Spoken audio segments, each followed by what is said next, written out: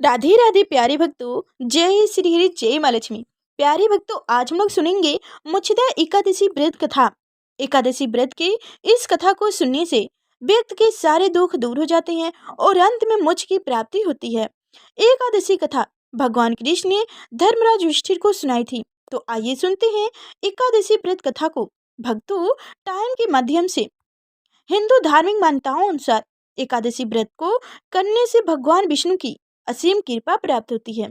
साथ ही इस व्रत के प्रभाव से माँ लक्ष्मी भी प्रसन्न हो जाती हैं। जो व्यक्ति इस व्रत को सच्चे मन से करता है, उसके जीवन में हमेशा सुख शांति बनी रहती है।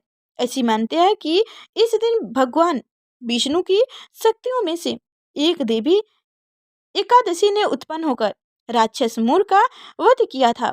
तभी से एकादशी व्रत रखे जाने लगा। तो चलिए अब हम लोग सुनते हैं मोक्षदा एकादशी व्रत कथा। जय श्री हरि। धर्मराज युधिष्ठिर ने कहा, हे भगवान, आप तीनों लोकों के स्वामी हैं, आपको सुख देने वाले और जगत के पिता हैं। मैं आपको नमस्कार करता हूँ। हे देव, आप सबके हित हैं। अंततः मेरे संयस को दूर कर मुझे बताइए कि मार्गशीर्ष एकादशी का क्या नाम है।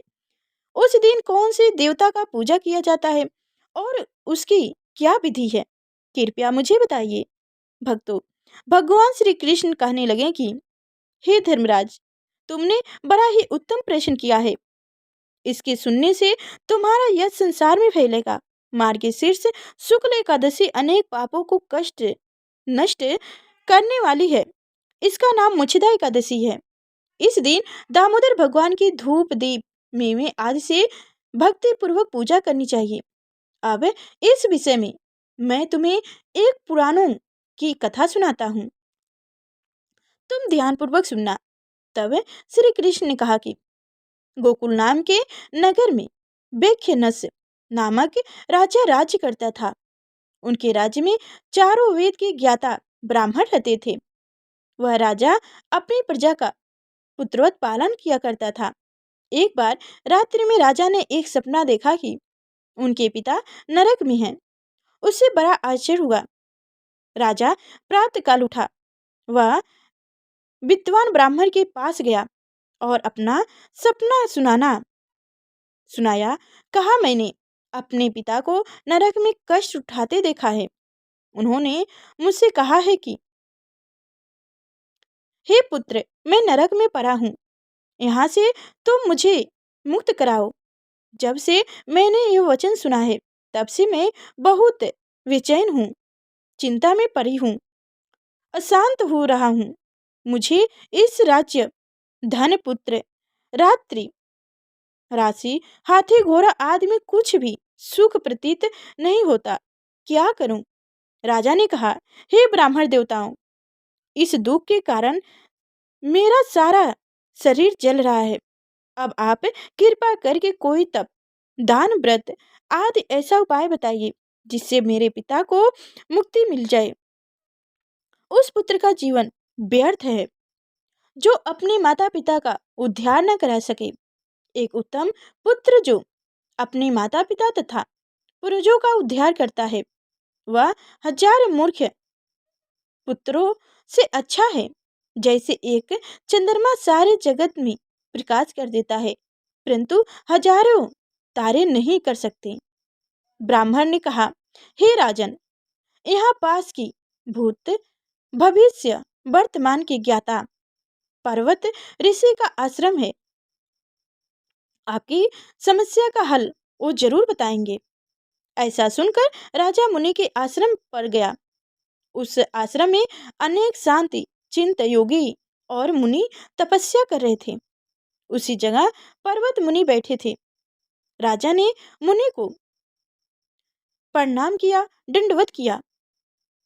मुनि ने राजा से सकुलता पूछा। राजा ने कहा कि महाराज, आपकी कृपा से मेरे राज्य में सब कुशल है, लेकिन मैं अति चिंता में पड़ी हूँ, अशांत होने लगी हूँ।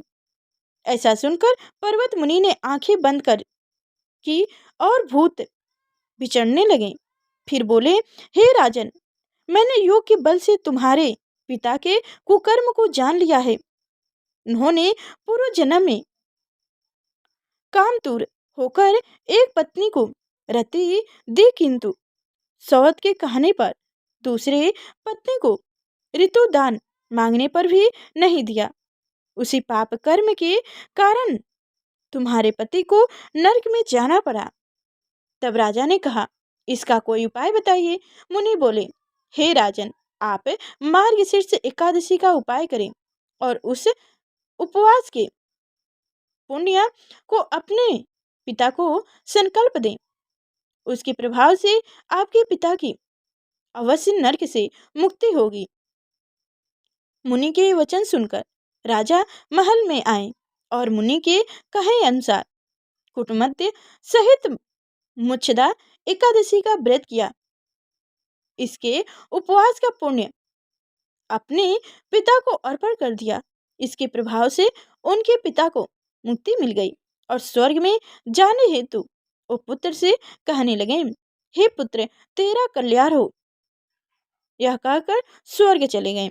मार्गशीर्ष माह की शुक्ल पक्ष की मुच्छदा एकादशी का जो व्रत करते हैं उनको समस्त पाप नष्ट हो जाते हैं।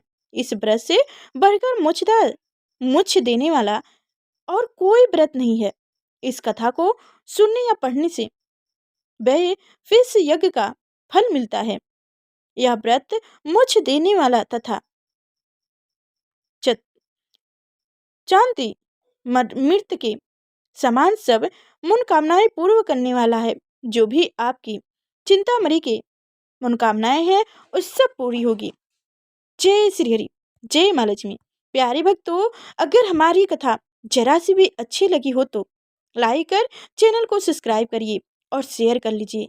साथ में बेल आइकन की घंटी दबा दीजिएगा ताकि आगे जो मैं इसी व्रत कथा लेकर आऊँ तो सबसे पहले आप तक नोटिफिकेशन पहुँचे, जो मेरी कथा को आप समय से सुन सकें।